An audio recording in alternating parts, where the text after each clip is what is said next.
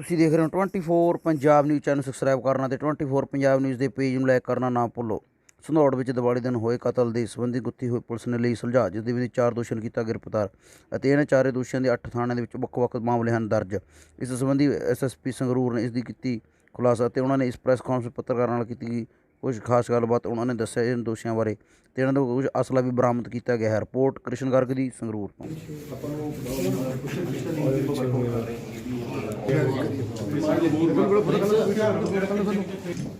UP Muzaffarnagar नीमा का तो 8 मुकदमे हो सकते हैं। ये 302 का मुकदमा भी है, 307 ਦੇ ਨੇ 2 ਉਹਦੀ ਸੀ ਘੋੜੇ ਦੀ। ਫਿਰ ਇਹਨਾਂ ਨੇ ਬਾਕੀ ਬੰਦਿਆਂ ਨੂੰ ਇਹਨਾਂ ਨੂੰ ਨਾਲ ਆ ਦਿੱਤਾ। ਇਹ ਭਾਜੀ 8 ਮੁਕੱਦਮੇ ਚ ਪਹਿਲਾਂ ਨਹੀਂ ਅਰੈਸਟ ਹੋਇਆ? ਕੌਣ ਜਣੇ ਹੋ ਚੁੱਕਿਆ ਜੀ।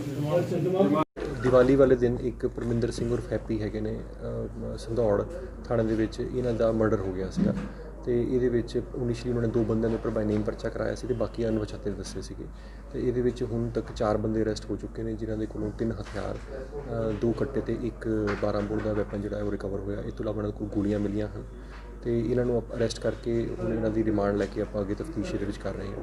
ਇਹਦੇ ਦੱਸਣ ਵਾਲੀ ਗੱਲ ਇਹ ਹੈ ਵੀ ਇਹਦੇ ਵਿੱਚ ਇੱਕ ਬੰਦਾ ਜਿਹੜਾ ਅਕਿਊਜ਼ਡ ਹੈਗਾ ਲਵੀ, ਉਹ ਪਹਿਲੇ ਵੀ ਉਹਦੇ ਉੱਪਰ 7 ਮੁਕੱਦਮੇ ਦਰਜ ਹੈਗੇ ਨੇ ਔਰ ਬੜੇ ਹੀਨਸ ਮੁਕੱਦਮੇ 399 402 ਡਕੈਤੀ ਤਿਆਰੀ ਕਰਨ ਦਾ ਮੁਕੱਦਮਾ ਅਤੇ ਇਸ ਤੋਂ ਇਲਾਵਾ ਮਰਡਰ ਦੇ ਵੀ ਪਹਿਲੇ ਵੀ ਮੁਕੱਦਮੇ ਹੈਗੇ ਨੇ।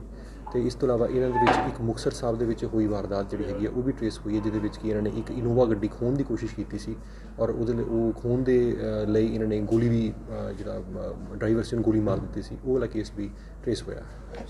ਹੁਣ ਤੱਕ ਦੀ ਤਫਤੀਸ਼ ਵਿੱਚ ਗੱਲ ਇਹ ਸਾਹਮਣੇ ਆਈ ਵੀ ਇਹਨਾਂ ਦੀ ਪਹਿਲੇ ਵੀ ਲੜਾਈ ਇਹਨਾਂ ਦੀ ਹੁੰਦੀ ਰਹੀ ਹੈਗੀ ਹੈ, ਜਿਹਦੇ ਵਿੱਚ ਕਿ ਆਪਣੇ ਲੋਕਲ ਲੈਵਲ ਦੇ ਉੱਪਰ ਸਰਪੰਚ ਅਤੇ ਹੋਰ ਜਿਹੜੇ ਲੋਕ ਹੈਗੇ ਨੇ ਉਹ ਵਿੱਚ ਪੈ ਕੇ ਜਿਹੜੇ ਮੁਖਬਰ ਲੋਕ ਆਪਣੇ ਜਿਹੜੇ ਲੋਕਲ ਜਿਹੜੇ ਇੰਪੋਰਟੈਂਟ ਲੋਕ ਸੀ ਉਹਨਾਂ ਨੇ ਬਿਠਾ ਕੇ ਇਹਨਾਂ ਦਾ ਰਾਜੀਨਾਮਾ ਵਗੈਰਾ ਪਹਿਲੇ ਵੀ ਕਰਾਉਂਦੇ ਰਹੇ ਨੇ। ਅਤੇ ਇਹਨਾਂ ਦੀ ਵੈਸੇ ਹੀ ਮਤਲਬ ਕੋਈ ਇੱਦਾਂ ਕੋਈ ਬਹੁਤ ਮੇਜਰ ਕੋਈ ਲੜਾਈ ਨਹੀਂ ਸੀਗੀ, ਵੈਸੇ ਜਿੱਦਾਂ ਤੂੰ ਮੈਂ ਹੋ ਜਾਂਦੀ ਹੈ ਉਸ ਤਰੀਕੇ ਨਾਲ ਗੱਲ ਵੱਧਦੀ ਇੱਥੇ ਤੱਕ ਪਹੁੰਚੀ। ਇਹ ਸਾਰੇ ਨਜਾਇਜ਼ ਅਸਲੇ ਨੇ। ਕੀ ਫੜੇ ਰਿਕਵਰੀ?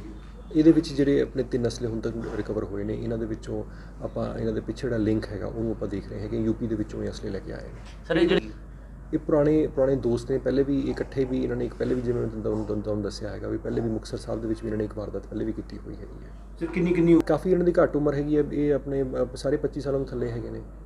ਪੜ੍ਹਾਈ ਦਾ ਕੋਈ ਬਹੁਤਾ ਜ਼ਿਆਦਾ ਬੈਕਗਰਾਊਂਡ ਨਹੀਂ ਹੈਗਾ, 8ਵੀਂ 10ਵੀਂ ਪਾਸ ਨੇ ਪੜ੍ਹਨ ਤੇ ਆਏ।